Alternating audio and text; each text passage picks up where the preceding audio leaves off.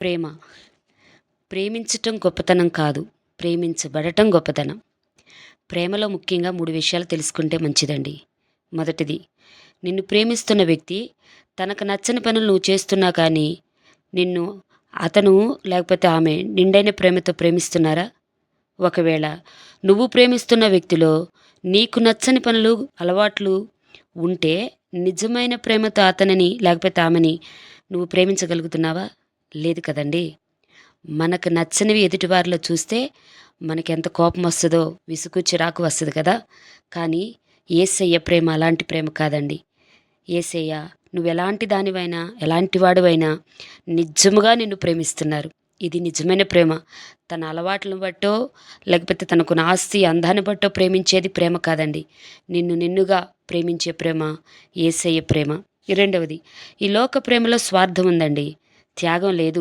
ఖచ్చితంగా. ఎందుకన్నానంటే డబ్బు, సమయం, అందం, పేరు అన్నీ త్యాగం అందరూ చేయలేరు కానీ కొందరు చేస్తారు. కొందరు సగం చేసి అదే ప్రేమ అనుకుంటారు. మరి కొందరైతే ఇద్దరూ కలిసి చనిపోయి నరకానికి పోతారు. దాన్నంటారు, ఇది ఒకరిని ఒకరు విడిచి ఉండలేక చనిపోయారండి. ఇదేనండి నిజమైన ప్రేమ అంటారు. చాలా తప్పండి. ఎందుకంటే నన్ను బ్రతికించాలని, నువ్వు బ్రతికి ఉండి మేలులు చూడాలి, విజయాలు చూడాలి, నిన్ను గెలిపించాలని యేసయ్య మాత్రమే చనిపోయాడండి. ఆయన మాత్రమే నీ పాపాలు భరించాడు, మరణించాడు, నిన్ను ప్రేమించాడు కాబట్టి నీకు జీవం ఇచ్చాడు. అతనితో నిన్ను తీసుకుని పోలేదు కదా! మన పాపాలు భరించి మన కోసం ఆయన ప్రాణత్యాగాన్ని చేశాడు యేసయ్య. అంటే నువ్వు బ్రతికుండాలి, తను మాత్రమే చనిపోయాడండి. నీకు జీవం ఇచ్చాడు, తాను మరణించాడు. అది కదండి యేసయ్య ప్రేమ అంటే. ఆ ప్రేమను మించిన ప్రేమ ఈ లోకంలో ఏదైనా ఉందా? నేను చస్తున్నాను, నువ్వు నాతో చనిపో అంటే ఇంకా అతను నిన్ను ప్రేమించినట్టెట్లా? యేసయ్య ప్రేమ రెండవది, నిజమైన ప్రేమ, త్యాగపూరితమైన ప్రేమ యేసయ్య ప్రేమ. మూడోది ఏంటో తెలుసా అండి?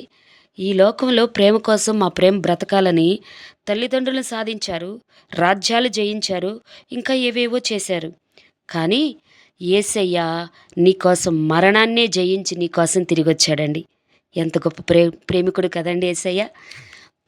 మరణాన్ని కూడా ఓడించాడు, మరణాన్ని జయించాడు. యేసయ్య మరణించి మరలా నీ ప్రేమ కోసమే ఆయన తిరిగి వచ్చాడండి. ఇలాంటి ప్రేమ ధరణిలోనే లేదండి.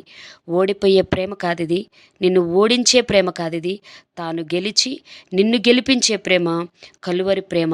గమనించు మిత్రమా, ప్రేమించటం గొప్పతనం కాదు, ప్రేమించబడటం గొప్పతనం. ఎందుకంటే యేసయ్య ప్రేమను మించిన ప్రేమ ఈ లోకంలోనే లేదు. నీకు గుడ్ న్యూస్ చెప్పనా? నువ్వు ఎలాంటి వాడివైనా, ఎలాంటి దానివైనా యేసయ్య నిన్ను ప్రేమిస్తూ ఉన్నాడు. ఆయన ప్రేమను కాదనుకు. Happy Valentine's day.